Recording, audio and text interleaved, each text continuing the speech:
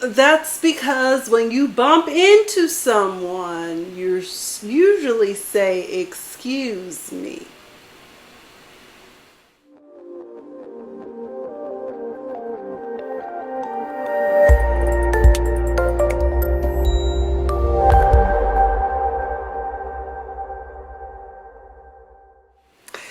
Hey, what's up, everyone? This is your girl, Miss Sophia the Diva, and I am here to discuss Real Housewives of Potomac Season 4. I believe this is episode 22, but this is the part 3 of the reunion we're going to discuss. I do apologize for the delay. I've had a lot going on. Y'all know I do my radio show on Tuesday nights, and then tonight I said it on a podcast.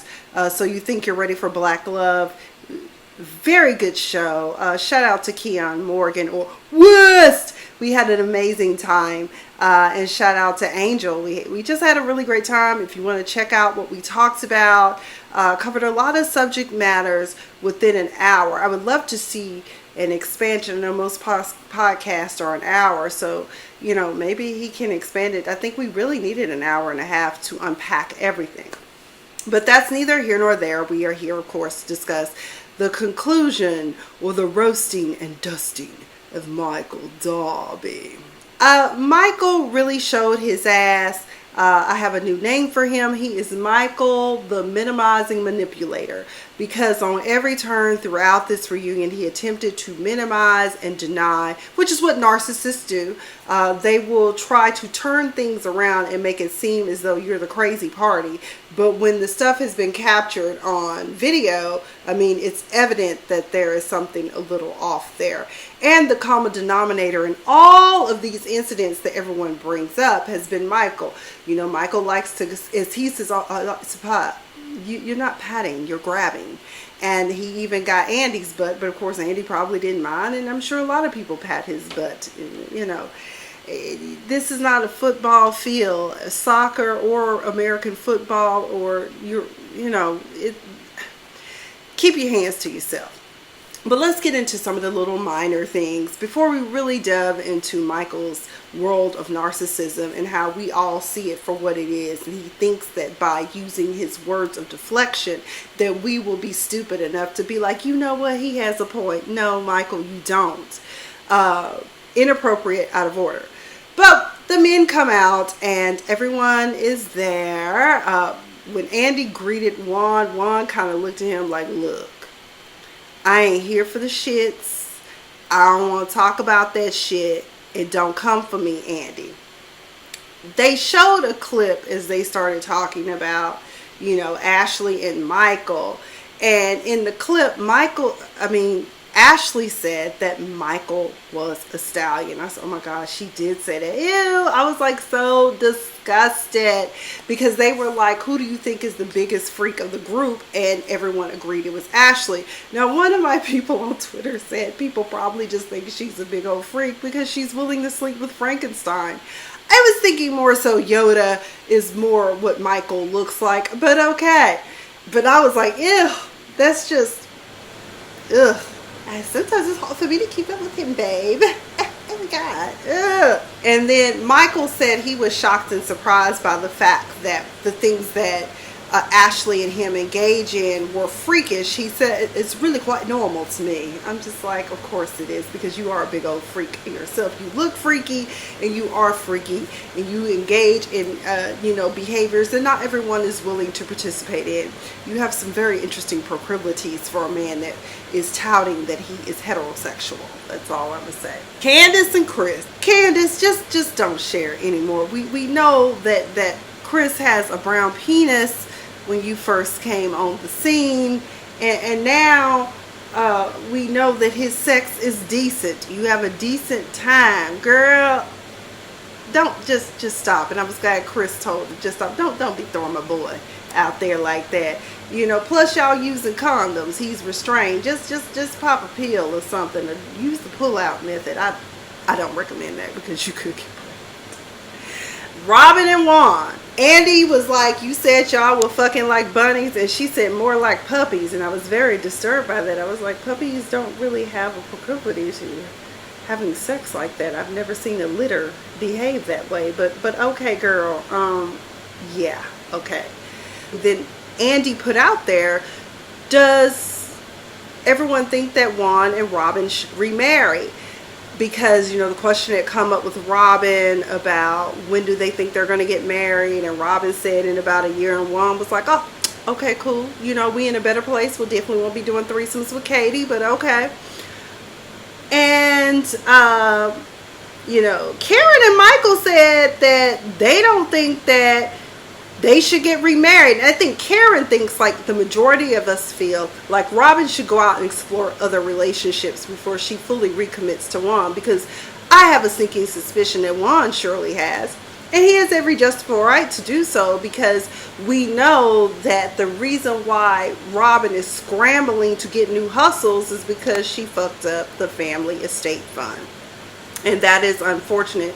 And, just real quick, what we talked about on the Black Love podcast is how so many people were upset with Fantasia for what she said. But some of y'all, first of all, didn't even listen to what she had to say fully, with the interview, plus what her and her husband had to say. And, you should submit to one another, because you are now one anyway. And as someone else put it, they said the man is the head of the household, but the woman is the head of the house. But either way, Robin did what she wanted to do and lost all the money. But I think Michael, of course, does not want Juan and Robin to remarry, because he wants Juan all to himself, okay? Then, that's pretty much out of the way. Let's get into Buttgate. Michael immediately goes into a tirade against everyone on the sofa. You really should be ashamed of how you did me. You really should be ashamed. And I'm just like, how you gonna come on here admonishing these people and telling them what they should and should not be ashamed of? Why don't you just shut the hell up and tell your so-called side of the story? So dude said, don't do that in the clip. And that's when Chris was like, when you bump into somebody, you say, excuse me, not you're like sorry or whatever. And I love when Chris was like, that's because when you bump into somebody. Oh my God. And then he was making the claim, that he's from another country. One of his countrymen did come out and say that we don't do that in Australia. I was like, I wouldn't think so. But Michael can proffer all the excuses he wants. The bottom line is this, Michael. You have been inappropriate. You have engaged in what some would call sexual assault and even possibly battery, if you really think about it, because it's an unwanted touching. You really should come up to speed with the laws. And there is something called Black's Law Dictionary. You can pick that up and look up all the terms of criminal law and whatever else you need to learn that. Just because you're from Australia, we all practice here, when in Rome, you do as the Romans do. Because if you in Singapore and you litter, you might get your ass beat by the authorities. I'm just saying, everybody's got their own thing going. So Chris also shared with us that in addition to common courtesy of saying, excuse me, Michael, you cannot say what I saw or what I heard or what I did, because I got a call from HR. Now, while I did not see anything, because I didn't, I did hear, or whatever. So then he tried to minimize the Andrew butt grabbing of season 1. He said, it was just a pat. And Giselle was like, no, I saw you, Michael, and I told you to stop that. That's inappropriate. How could you see me? You were across the room. Anybody could see it plain as day. And even if she didn't see it in the moment in which it happened, hell, she's sitting during her confessional watching unedited footage, giving commentary on it anyway. So she saw you, Michael. So please stop trying to manipulate people's experiences. And how Michael is still on this show is beyond me. He is an HR nightmare. He is a liability. And maybe Bravo has, and I don't know, I'm just, using, this is all speculation and conjecture. Basically, maybe Bravo has been settling these cases and still permit him to continue to film. What I am most disappointed about, and me and someone else, and probably others have done this too, I haven't seen them, but I know a lot of people are still to this day upset about Phadera. and how they immediately kicked her off for, alleging these rumors and innuendos about Kandi. But my thing is, Michael has been inappropriate in engaging in things that give rise to a criminal element, and yet he's still allowed to film on the show. I think he must go too, because if Phadera had to go for words, he needs to go for touching. You in people's personal space. And we tweeted to Bravo and to Andy that Michael has to go. I mean, Ashley, I guess, could remain on the show, but I doubt that she would be able to continue to film, because old man Darby probably would get upset about her being on there without him. And plus, he has to be around the men folk. And Michael basically was telling people that Robin was too inebriated to know what was going on. She could barely stand up. He tried to say that Candace and Chris and Robin made the whole thing up. You didn't hear anything. The whole time, you didn't hear anything. No, you didn't hear anything. I'm like, would you stop trying to do these Jedi mind tricks, Yoda? We don't have time for you to try to minimize. Why would they all say, he's like, well, one of y'all said sausage and one of y'all said dick. It doesn't matter. Basically, you said you want to suck one sausage, okay? That's what you said. That's what everyone had said. If you watch the season, you would know that. Everybody knows you got love for Juan. And if you could, you would be in a monogamous relationship with Juan. But Juan is not into men, okay? And he keeps saying, well, it was after we had already, the tape had stopped rolling, and that's not right. You went outside the wall. I mean, he really started going in on Robin. What I found interesting is Juan really didn't say anything to defend his beloved. But I think because Juan honestly just didn't want to talk about it, and he was like, this is very awkward, and I don't want to talk about it because in addition to him grabbing ass, he wants to suck my dick. So there you go. Then he was telling Candace, I should have had charges pressed against you with butter knives and stuff against my wife. And I was just like, no, if anyone should be charged, it should be Ashley, because at the time, her invitation inside of Candace's dwelling, regardless of whether you want to call it her mama's house or not, this is where she resides. She told you to leave. And not only did she tell you to leave, you left and then came back because a guest, Giselle, invited you back.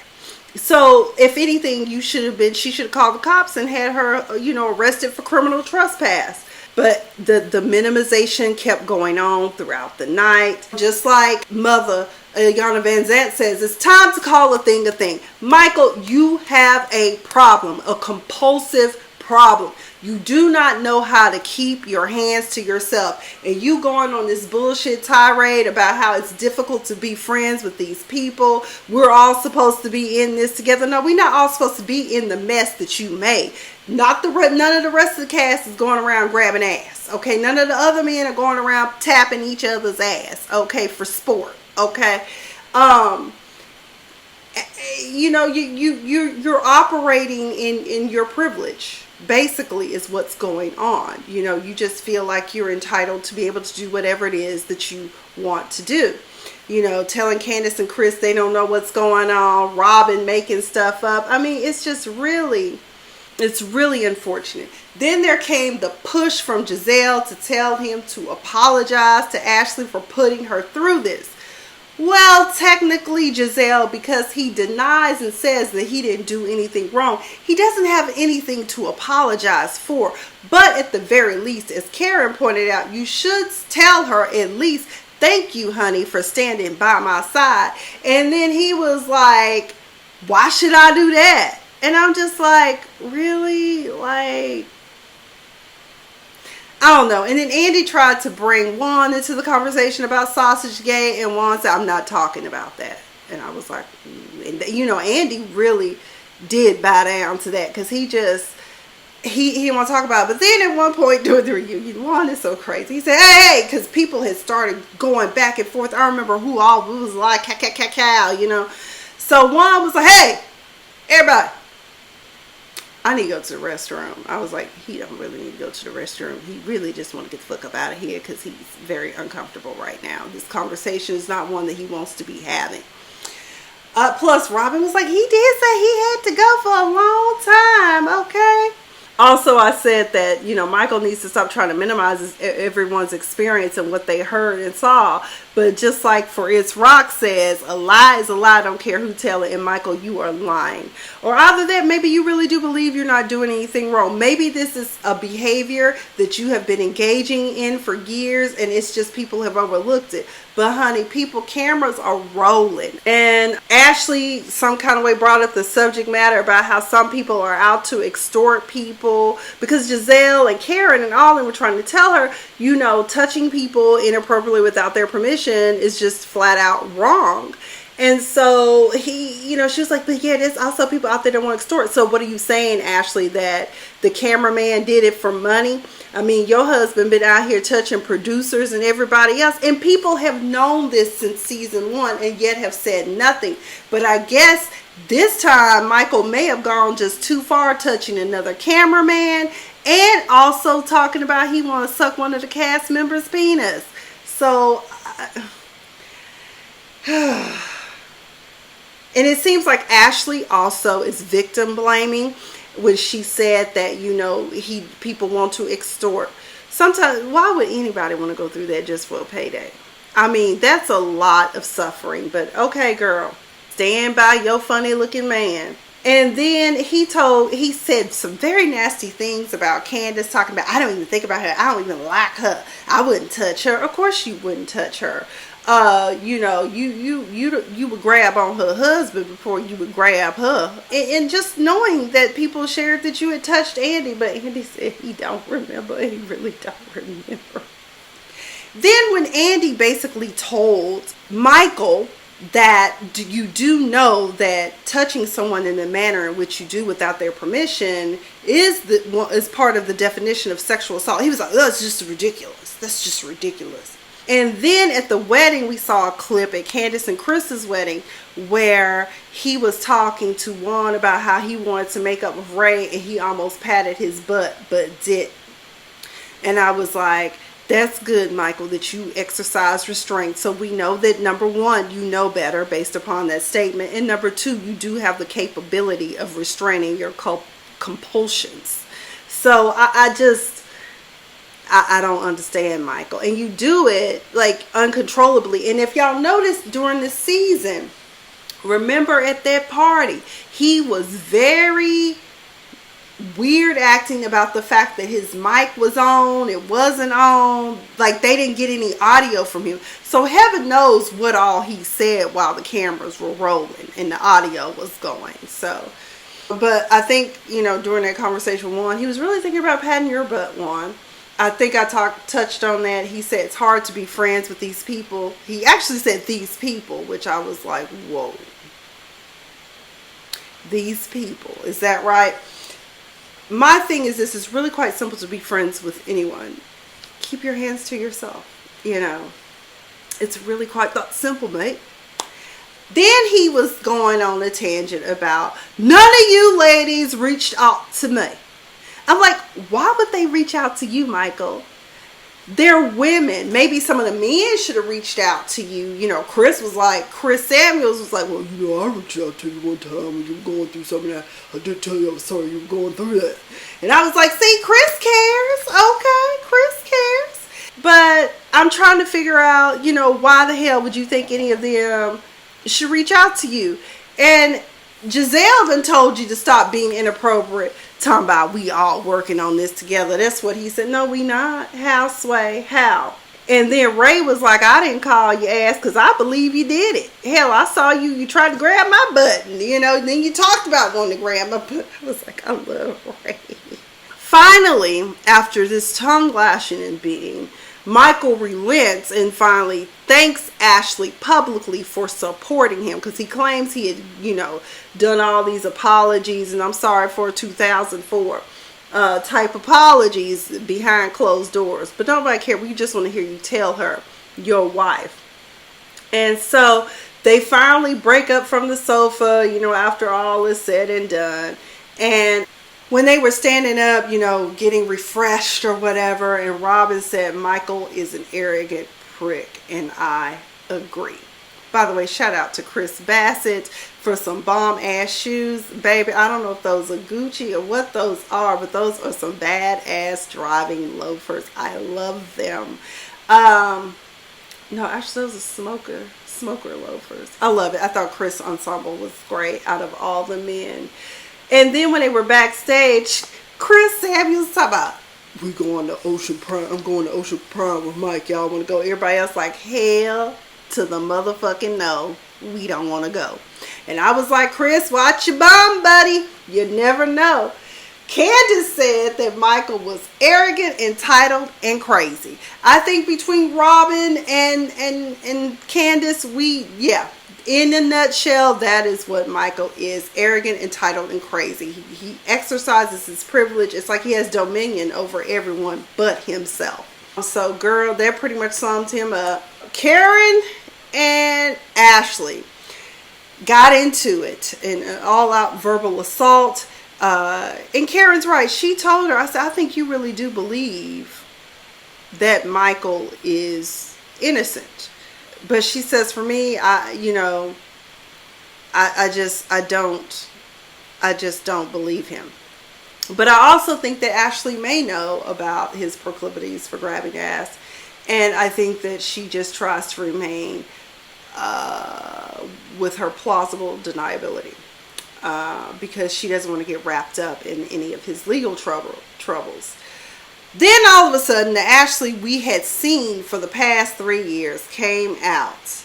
Then she started the deflection campaign, telling Karen to stop talking about her husband and that keep my husband's name out your mouth. And then I'm just like, girl, but you talked about Ray. Because let's not forget in Europe, remember she was talking about how Ray's dick was shriveled up or something like that. And then she also went around telling people that Karen was cheating on Ray with somebody named Old Blue Eyes. So what's good for the goose is good for the gander. So you have talked about Ray. Did you ever formally really apologize to Karen about that? And then finally Karen almost went Nene Leakes on her. I said what I said. I don't believe your husband. Okay. In the end, y'all, Andy had to bring some order to the disorder and chaos. And, thorns and roses. So, Karen is proud that her fragrance is out. I do like the fact that Monique and Candace, I hope there has been a bridge since this reunion. Because all season long after that hoedown with the showdown, they hadn't been on a good thing, and been on a good foot. And I really like Candace and Monique together. So I hope that friendship remains intact, that sisterhood remains intact. Giselle said her rose was her children, her thorn. I forgot what she said her thorn was. Robin, flipping the house. Then she apologized for getting mixed up with the stuff with Ashley. She didn't want to, she wanted to apologize for that. But I think that was pretty much it. I was just really happy to see Candace and Monique make up. And I hope that they stay together as friends. I think that Candace could learn a lot from Monique. And I hope that Candace also learned that just because you weren't raised in the hood doesn't mean that you also don't engage in hood type behavior. But that's all I've got for this episode. Thank you guys for joining. Be sure to subscribe to this YouTube channel. If this is your first time here, I need your subscriberships. Be sure to check out that podcast I just participated in. That is live and on my YouTube, so you can check that out. I think it was a really great conversation. But other than that, I will see y'all next Tuesday for a Diva Disturb on BFAN 109.6. This will likely be my last month of doing the radio show. Unfortunately, I've been unsuccessful in getting sponsorships and GoFundMe money for whatever reason. So, I'm just going to try to work on rebuilding that and doing it the right way by actually having a platform built out where I have an actual sponsor and also getting the right team behind me to help me do that. So just want to put that out there too. But it's still not too late. I have my GoFundMe up. I have my CashApp Diva 1977 or $Diva 1977. So But either way, that's all I got. Thank you guys for joining. And remember, chin up, buttercups. The sun will come out, I promise you. But in the meantime, in between time, stay fabulous. I've been Miss Sophia the Diva. And this has been my thoughts on Real Housewives of Potomac Season 4 Reunion Part 3.